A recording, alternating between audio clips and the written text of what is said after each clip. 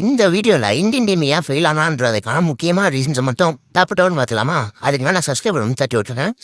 First ரீசனே அவங்களோட top 3ல Ishan Kisan மட்டும்தான் ஆடிட்டு இருக்காரு. மீதி அபிஷேக் சர்மாவும் திலக் வர்மாவும் ஒரு பெர்ஃபார்மன்ஸ் கூட பண்ண மாட்டாங்க. எல்லா மேட்ச் எப்படிப்பா இஷான் கிஷான் அடிக்க முடியும்? நீங்க யாரோ ஒருத்தவங்க ஸ்டெப் அவுட் பண்ணி அடிச்சா மட்டும்தான் ஜெயிக்க முடியும் மேட்சை. அது 180+ சேஸெல்லாம் நீங்க யாரோ டாப் 3ல ஆனாலும் ஜெயிக்க முடியும்.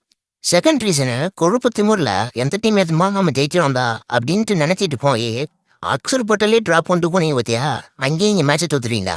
இந்த மாதிரி ஓவர் கான்ஃபிடன்ஸ் எடுத்துட்டு போயிட்டு என்னடா அக்சர் பட்டலில் ட்ராப் பண்ணிட்டு எடுத்துட்டு போனால் அவர் எப்படா ஜெயிப்பீங்க? அவன் பவுலிங்கில் வந்து விக்கெட் எடுத்துட்டு போனா அன்னைக்கு வாஷிங்டன் பால் கொடுக்கல நீங்கள். இன்னொரு மெயின் ரீசன் என்னன்னாக்கா அந்த ரிங்கு சிங் கடைசி அவரை எதுக்கு வச்சிருக்காங்க டீம்னு தெரியல. அவர் பெர்ஃபார்ம் பண்ண மாட்டுறாரு. ஃபீல்டிங் மட்டும் ஃபீல்டர் தான் ஆடிட்டு இருக்காரு ஒரு மேட்ச் ஃபுல்லாக. ஒரு கடைசியில் வராரு ஒரு 6க்காக வச்சிருக்காங்கன்னு நினைக்கிறேன் டீமில். ஆனால் ஃபீல்டிங் செமையாக பண்ணுறாரு. அவர் வந்து பார்த்தனாக்கா அவர் ரோல் இருந்தாக்கா ஃபீல்டர். சொல்லுங்கள் வேறு ஆனால் மெயின் ரீசன்ஸ் நான் கமெண்ட்ல சொல்லிட்டு போமே. நெக்ஸ்ட் வீடியோவில் பார்க்கலாம்.